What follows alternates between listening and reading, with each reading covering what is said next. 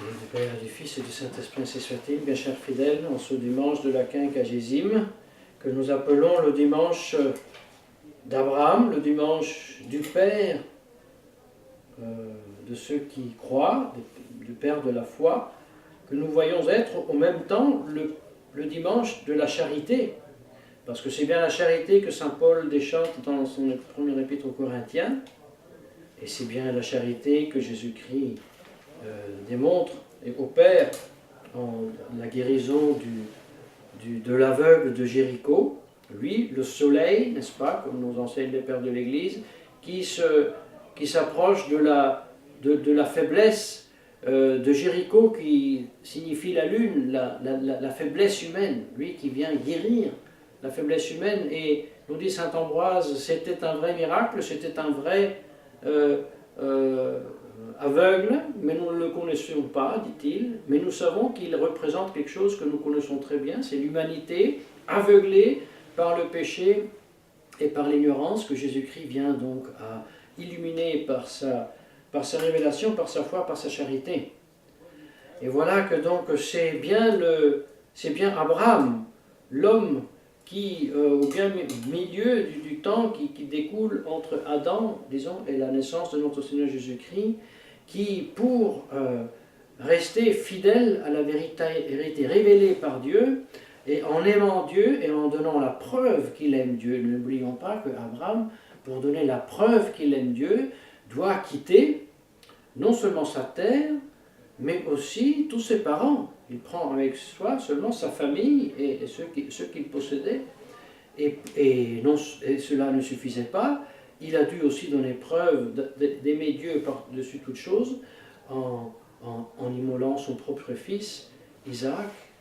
Voilà donc le mouvement pour lequel Abraham est migrant, pour lequel Abraham se meut et abandonne sa terre pour ne rien avoir avec l'idolâtrie qui était déjà pratiquée, comme nous enseigne la tradition, dans la maison de son père. Lui donc, qui a reçu la révélation, la vérité révélée par Dieu primitivement à Adam, que Adam a pu transmettre tout le long de sa vie de 930 ans, par exemple à Mathusalem, il a connu pendant plus de 200 ans, lequel a connu pendant plus de 100 ans Sem, le fils de Noé, et donc le temps de lui transmettre. Ainsi, Sem a connu Isaac pour bien 50 ans. Ce dernier, Lévi, fils de Jacob, l'a connu pendant plus de 40 ans. Et celui-ci a connu le père d'Abraham.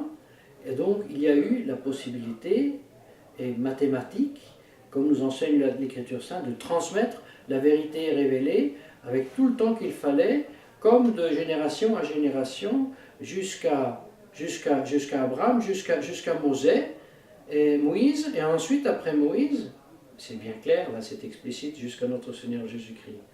Mes chers fidèles, bien sûr, nous sommes conscients que, en ce qui regarde l'histoire naturelle, en ce qui regarde la conception du monde, un disque qui pose sur des colonnes, en ce qui regarde les sciences naturelles, nous savons que ce n'était pas le but de l'Écriture sainte, c'est pour ça que nous n'avons aucun problème de voir dans ces descriptions simplement des façons d'exprimer pour être à la portée de ceux qui devaient être enseignés à l'époque. Ils s'imaginaient le monde comme ça, et comme ça on leur a présenté.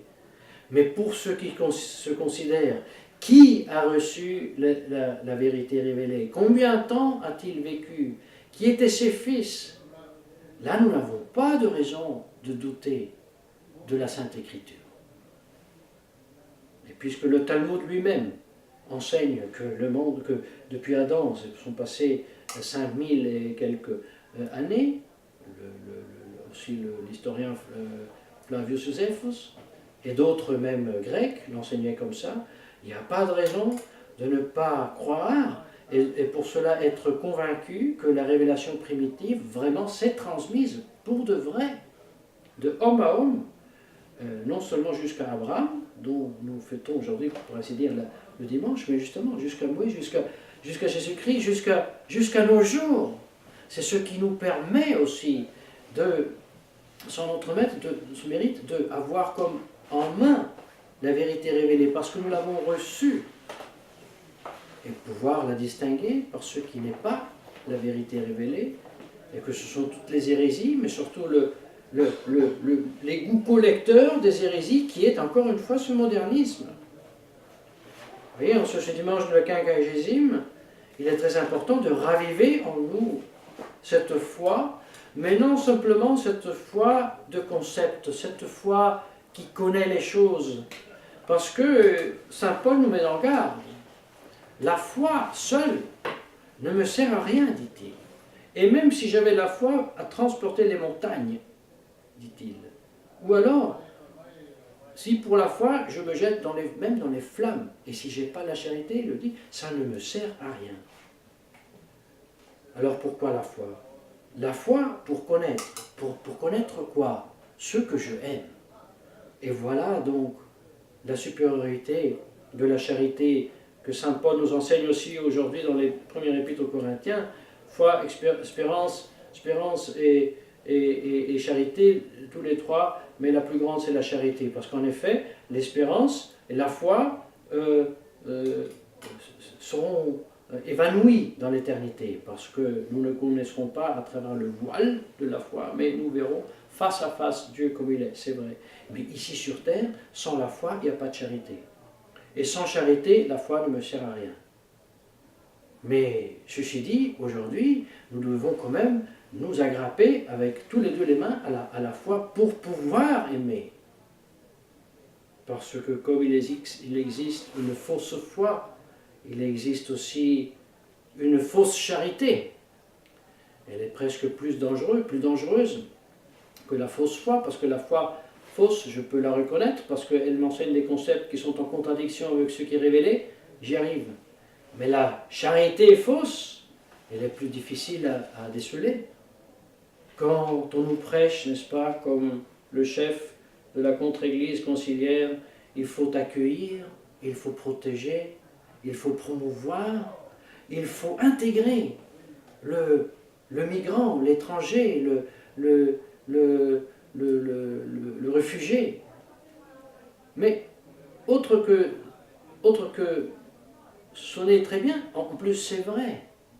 Et quand il dit à tous les curés du monde, les jeunes gens qui convivent sans être mariés, voyez-les comme les plus petits, comme ceux qui ont plus besoin, accueillez-les. Mais ça ne sent pas seulement bien. C'est vrai. C'est vrai, mais est-ce charité? Non. Pourquoi c'est pas la charité? Parce que c'est une vérité à moitié. Parce que c'est vrai que je dois chercher, accueillir avec beaucoup de sentiments, de tact, tout ce qu'il faut, le pécheur, l'étranger, qui que ce soit un bouddhiste, un musulman, un hérétique, un schismatique, un apostat, tout le monde. Mais pour les porter à Jésus-Christ. Comme Jésus-Christ libère la brebis des roseaux dans lesquels elle s'est perdue, ou le bouc qui s'est perdu, il le libère pour le mettre sur ses épaules. Alors là, oui, le discours est complet, et la charité aussi. Je accueille quiconque que ce soit, mais pour le porter à Jésus-Christ. Mais, vous voyez, la charité du Concile Vatican II ne peut pas être une vraie charité, parce qu'elle exclut Jésus-Christ. Eh oui, Jésus-Christ est mis de côté dans le privé. Je ne dois pas convertir personne. Quand François Bergoglio explique les 5 points, accueillir, protéger, promouvoir, intégrer, il met les mains avant, attention, mais intégrer, dialogue écuménique. Comme il a fait il y a peu de temps, qui s'est fait faire les caresses par la prêtresse, la chamane, pour lui, à son tour, lui a imposé la main, je n'ai pas vu de signe de croix. Ça, c'est culte interreligieux, c'est ce qui est en abomination à Dieu déjà dans l'Ancien Testament d'ailleurs. Et c'est tout sauf amener les brebis à Jésus-Christ. Même chose vaut donc pour tout le reste. Mais justement, il ajoute ensuite la phrase « l'étranger, c'est Jésus-Christ personnifié ». Mais comment peut être l'étranger qu'aujourd'hui je dois accueillir en 2017, qui arrive à milliers des côtes de l'Afrique vers l'Europe? Comment puis-je dire que c'est Jésus-Christ personnifié si de Jésus-Christ je ne lui dois pas parler? Et si je n'ai pas le droit de l'amener à Jésus-Christ, si je n'ai pas le droit de lui prêcher Jésus-Christ, si je n'ai pas le droit de le libérer de ses épines, de la fausse religion, du péché, comment puis-je dire c'est Jésus-Christ personnifié? Comment puis-je dire que les deux pauvres qui convivent sont Jésus-Christ personnifié si je ne peux pas leur dire ce que Jésus-Christ pense de leur convivance? Vous voyez, ça c'est pas charité, c'est une contrefaçon de la charité, et c'est diabolique. D'ailleurs, le fameux supérieur général des Jésuites, dont on a parlé beaucoup ces derniers jours, il déclare « Nous ne savons pas ce que Jésus-Christ a dit ». Ah, si c'est comme ça, alors nous ne savons rien.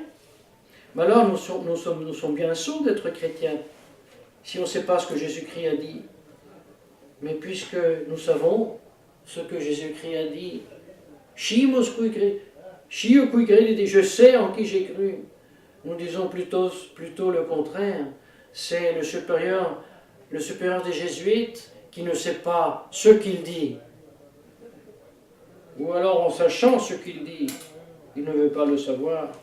En tout cas, non, chers fidèles, en ce dimanche de la quinquagésime, il est grand temps de raviver en nous la vraie et la vive foi, en sachant que de plus en plus nous avons à imiter l'exemple d'Abraham, d'avoir le courage de quitter tout pour rester fidèle à notre Seigneur Jésus-Christ et qui est notre Dieu, créateur et sauveur, et sans vouloir faire du dramatisme, mais il n'est pas impossible que les sacrifices, comme Dieu l'avait demandé à Abraham, et comme ils sont aujourd'hui demandés à beaucoup de chrétiens, je pense à ceux, par exemple, les Chaldéens, au nord de l'Irak, qui sont comme le gibier qui court d'une colline à l'autre, et qui n'ont pas de demeure, et qui sont vraiment chassés par tous.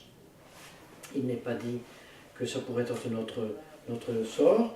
Alors voilà que donc pesons bien nos paroles et notre apologie et notre dialectique, parce qu'il pourrait être un jour où, comme à Abraham, Dieu nous demandera de donner preuve de notre conviction des vérités en donnant en offrande notre propre vie, notre propre existence. Et là, la musique changera. C'est pour cela, ne nous contentons pas d'une foi qui transporte les montagnes, mais implorons à genoux, par l'intercession de la Sainte Vierge Marie, la charité héroïque, au nom du Père et du Fils et du Saint-Esprit, ainsi soit-il.